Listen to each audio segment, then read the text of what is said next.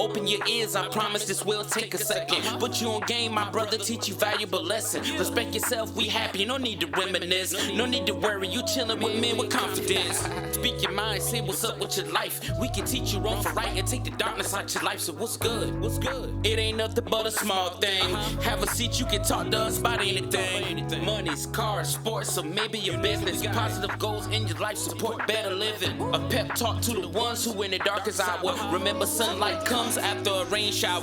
There's nothing wrong with the man who take notes. Don't take this as a joke. These words are well spoken. Teammates, cause we playing to win. I have a seat at this table with some men with confidence. And welcome to Men in Confidence Sharing, where we, the men of a certain age, share our thoughts, ideas, and opinions in confidence. And today we're joined by myself and two members of the crew. I am the host, Tony, and we are joined with Terrence and Rhino. So we're going to go one by one and say hello to everyone. Hello, Rhino. What's good, everybody? And hello, Terrence. Greetings and salutations, good peoples. Let's get it. All right. So today we're talking about The Closer. We're talking about Dave Chappelle's latest comedy special that's on Netflix that have a lot of people up in arms and up in their feelings about how they feel about his comments. So we're just going to talk a little bit about how, or I'll reword this. What did you get from the episode, or how does the episode make you feel? And I will throw that out to the fellas and let's see what they say. Well, I don't know about how the episode made me feel. It made me want to watch Dave Chappelle more closely, as he titled this episode of this particular stand-up The Closer. And at the end of the episode, he declared that he will not say anything about transgenders until, such time as things can be reconciled, which is understandable, but it's making me want to watch and see what he's going to do next. But the man has been considered, some call him the GOAT. It is what it is. He did receive the Mark Twain award, and they don't just give that out to anybody. But I'm interested to see what he's going to do next.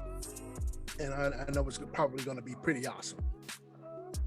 But as far as what everybody's been up in arm over, I fail to see it. I fail to see what he said that is so wrong and so deplorable that he needs to be dragged.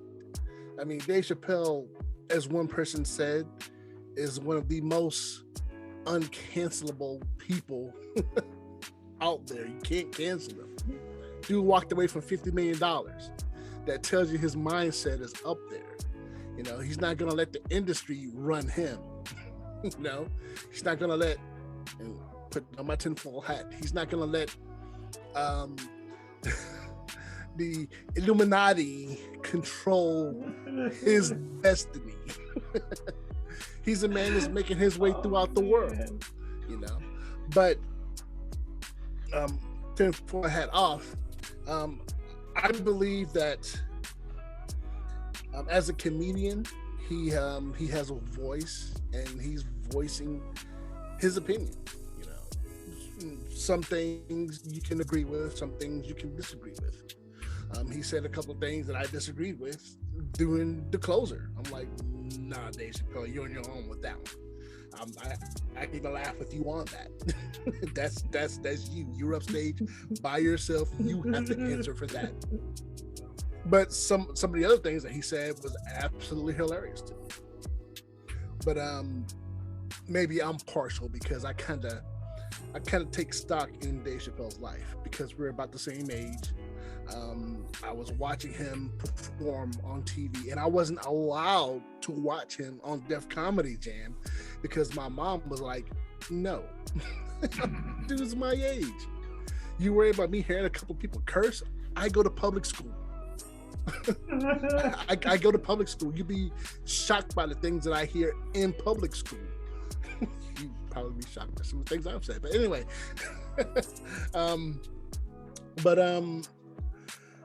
I just fail to see the outrage. And it was just like he said, every time he was attacked, they were using a set of talking points. And turns out those talking points were meaningless. They were just written by somebody who was upset. So I think I'll go ahead and leave it off right now, but I just fail to see what it was that he said that was so irrevocably wrong.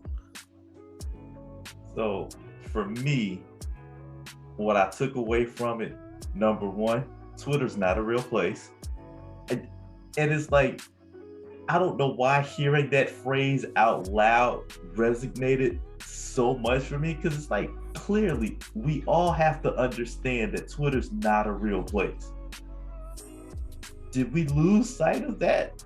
Did we really think we could go to Twitter and hang out in Twitter and chill and, like, you know, inner tube around the Twitterverse and just, you know, take in the sights and the sounds and the smells of Twitter and embrace Twitter for all of its wonderful, yummy goodness and drink of its ambrosia? No, come on, stop it. Absolutely not. But again, when he said it, it was like, wow, that was so special. Number two, it made me feel like I've heard a wise man say, people are stupid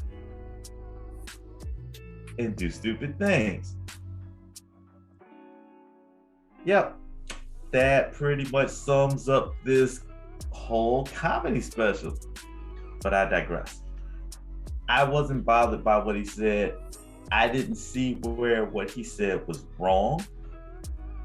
And I understand that as a comedian, in order to be an effective comedian, you're going to have to color outside the lines. You're going to have to say those things that people think, but either aren't willing to say or don't know how to express in a way to get it off their chest, but not be offensive and like hurtful. Because there's a difference. You can be offensive and like sarcastic, and that doesn't necessarily hurt. Whereas you could be offensive and absolutely be meaning to jab at somebody and poke at them and tear them down with your words. And he was not being that. He was being comical. He was being satirical. He was being insightful, actually, and eye-opening and thought-provoking. And I was also disheartened by the idea that it seems like people don't like to be presented with new ideas or challenged with things to make them think. And, you know, that eye-opening aspect of what he did was just like completely missed. So there was a lot of people that just right over their heads, just completely missed it. And that is unfortunate.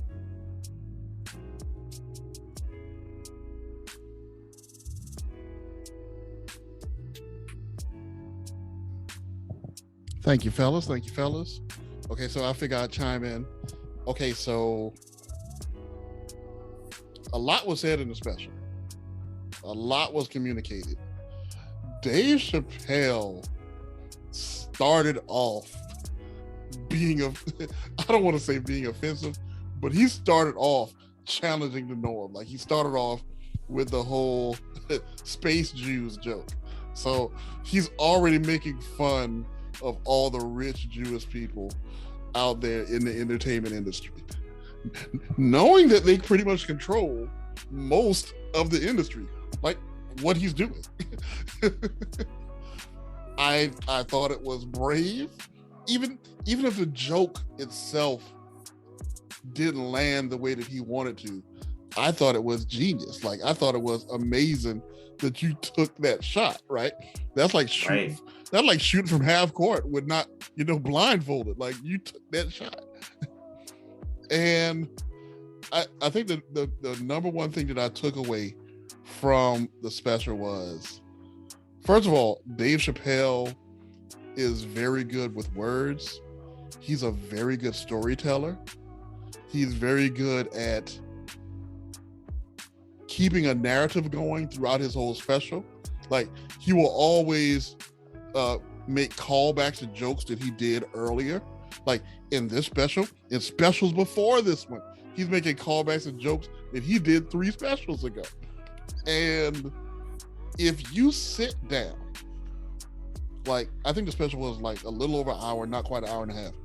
But if you as a human being sat down without moving, without being on your phone, without, looking at this, that, and the other thing, if you sat down and watched this special from beginning to end, no matter who you are, I don't see how you could have been offended by what he said in the manner in which he said it, because he was very eloquent and tactful and descriptive and very careful with the way that he said everything.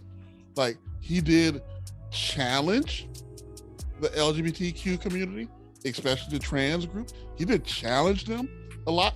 He basically put a mirror up against, like, okay, hey y'all, this is what we see y'all doing, and gave examples of how no one else is getting away with what you're doing.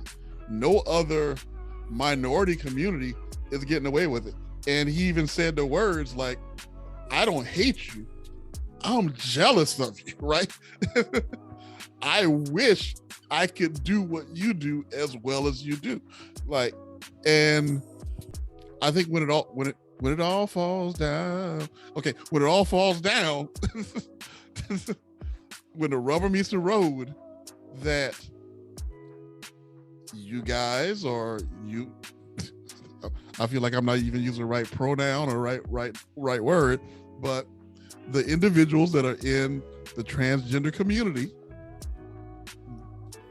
sometimes you aggressively push people into corners, push people into submission, and reflect.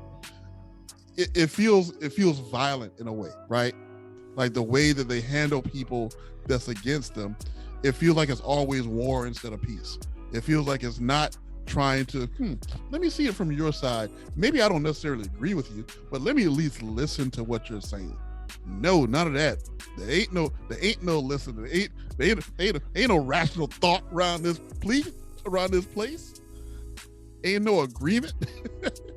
Ain't no agreement going on. Ain't no meeting each other halfway.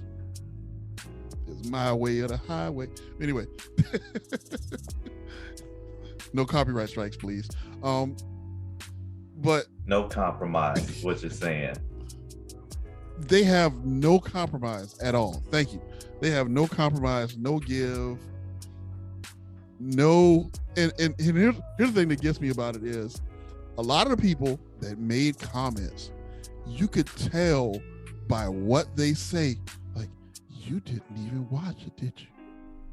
Like, I'm upset that he was making such comment. What comment did he make? Well, he talked about this, that, and other. What did he say? And it's like, they have no quotes, right? They have no verbiage. They have no example of what offended them. All we know is that it was offensive and it should be taken down. I don't even know how to deal with this. Like, but go ahead. They're victims of their own media. It's just like the media shows the president doing something stupid. Like when they showed Trump dumping all the koi food into the pond, and then they took that little snippet and they brought that photo to the American public and was like, look at this idiot. He's not even doing it right. But if you go back and you look at the whole video, you'll see that he was with this I think it was the Japanese president. He did it first. He dumped the whole thing in, and then Trump went ahead and dumped the whole thing in. And it's like, if you didn't go back and see the whole thing, you would have thought Trump was over in another foreign country making Americans look like idiots. And it's the same thing with the LGBTQ LMNOP community. Not being disrespectful, just just a little joke. Deal with it. But they got the same thing. It's like Dave Chappelle said. They get these points, they get these talking points going, and that's what they were coming at him with. And some people, that's all they saw was those talking points, to the point that they don't want to hear anything he has to say. They just want to accuse and fight and be all upset. And this really transcends the LGBTQ community. This is really a human problem. People, they just want to be upset. They just want to argue. They just want to fight. they're just contentious within themselves, and so any little thing that comes along, they're ready to flip tables and throw glass vases at the walls. It's a human condition. Okay, so let me jump in and say that, first of all, I really like and I respect what Dave Chappelle did in this show, and I feel like the show was not for the LGBTQ community. Like, it wasn't for them or against them. But what I think that he did was he opened up the conversation for everyone else. He basically laid out do you know what this show is to me? This show was a booby trap for the LGBT community. He basically laid out a booby trap for them, and basically like, I'm gonna have a show where I lay out issues that I have with the LGBT community as sincerely, as honestly, as non-aggressively, right? And as wholeheartedly and sincere as I possibly can. If you get offended by this, that's going to be because I came, you understand? Like, I came humble, wholehearted, sincere. So if someone gets offended at that, the issue is not me.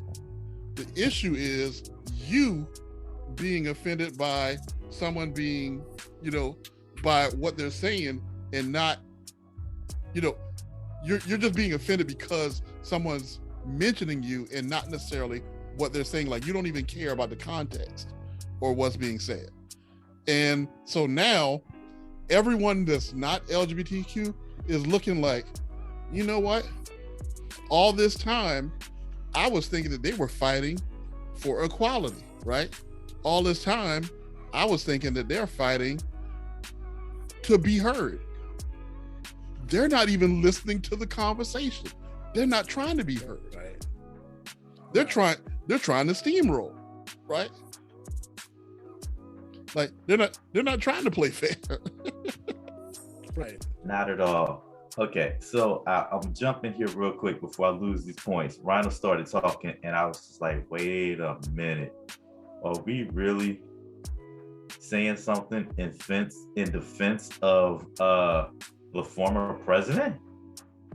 And then you made your alphabet joke, and I was like, oh my gosh. But it's so perfect, because this is what this whole conversation is about. Someone making a joke and the context in which it was said. And those comments that I'm referring to, if you just take that snippet and this snippet and that's all you got, it sounds like Ronald was just being the biggest jerk about, and the context removed completely changes the narrative. So people, those of you who are offended like Tony was saying, probably didn't watch the whole show. Definitely weren't listening. Or you're just one of those people who want to be offended because you want to be offended. It's like you woke up and chose violence today, and Dave Chappelle was the first thing you saw. So that's my target. That's what I'm going to be upset about. No, I'm not listening.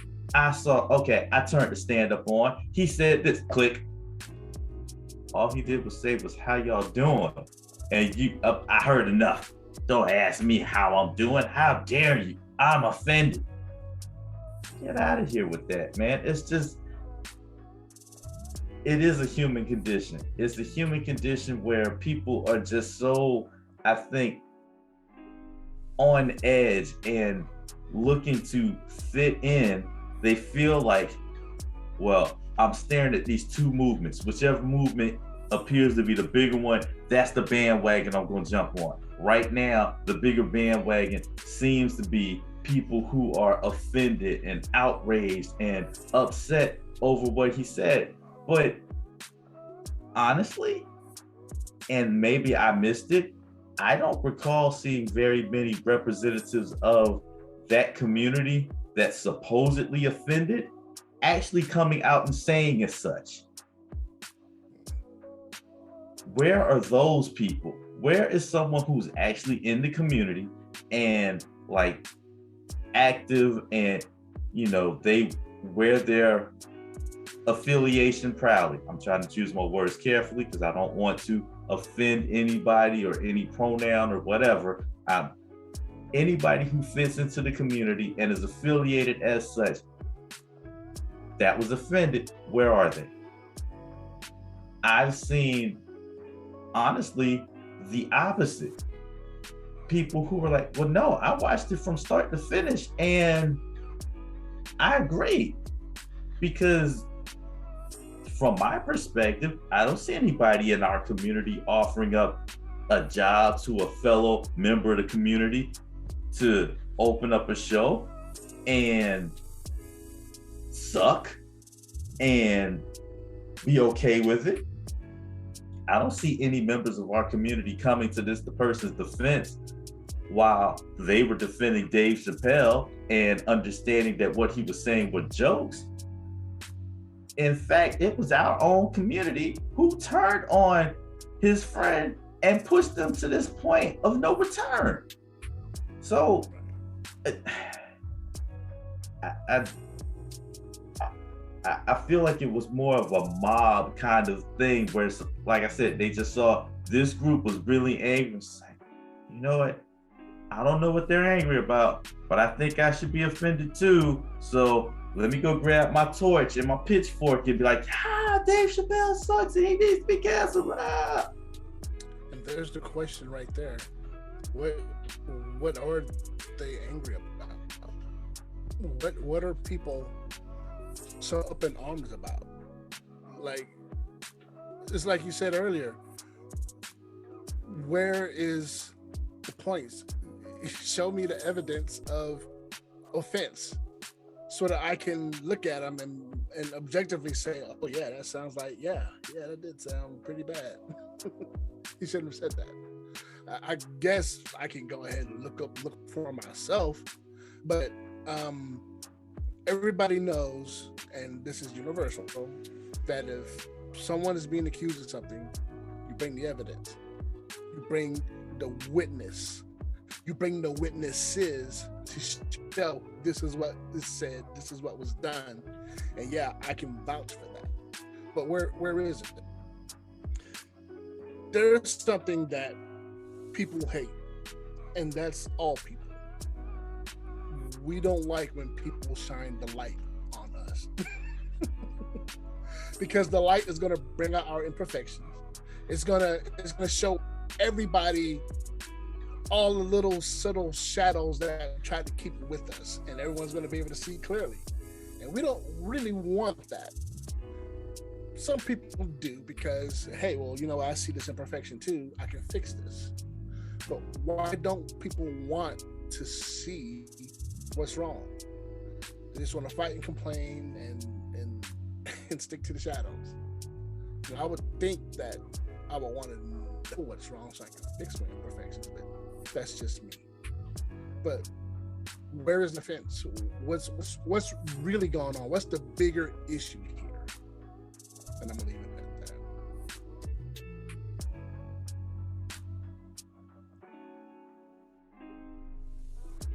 that. So I agree with you. What's the bigger offense? What's really going on? I also want to know, are these people who were offended by this most recent stand-up also offended when he did the what was this, Clarence Bigham's character? Because that could have been taken as offensive. No one seemed to have a problem with that. You know, it's really selective about to say selective racism, not selective racism, selective outrage in this instance. And, you know, selective being upset, selective rage over this in particular incident. And again, I just feel like, yeah, you're sticking to a talking point. I don't know, I'm beating a dead horse, so I'm just gonna cut myself off before I just wind further down this same frustrating rabbit hole. Let me jump in, and I'll try to close out. I think that the LGBT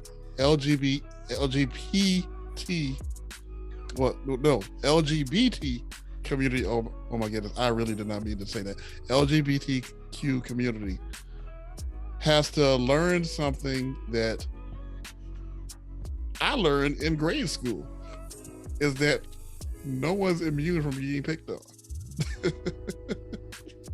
Like, if you are alive, someone can make a joke about you. Like, there is no immunity to being picked on. So thicken your skin, whatever that skin may identify as, and learn to be human with the rest of us and allow some criticism. That's all I'm saying. Like, you can be whatever you were born as, whatever you choose to be, whatever you decide you identify as. I'm just saying that in order to exist on this planet as a biped human being, and I apologize for anyone that does not have two legs, but as long as you exist on this planet as a human, you have to learn how to accept criticism, warranted or unwarranted, good or bad or indifferent. But with that note, I guess I'll ask, is there anything else that anybody else wants to add? I don't have anything. Nah, man, I'm just worn out from people being upset for seemingly nothing, or it does seem tiring. Like Ryan was said, people who are frustrated and outraged because something that was said shined a light on them, and now they're feeling some kind of way about that insecurity, and instead of dealing with it, they're going to point a finger back at somebody else and say, nope, this ain't me, this is your fault. Wish we can get this organized for universal health care. That's a whole nother topic. But on that note, I'm going to pass it on to Terrence for the closing. As always, we appreciate each and every one of you, regardless of what community, pronoun, or group you may affiliate with. Thank y'all for listening. Like, share, and subscribe. God bless you. Good night. Deuces. Peace.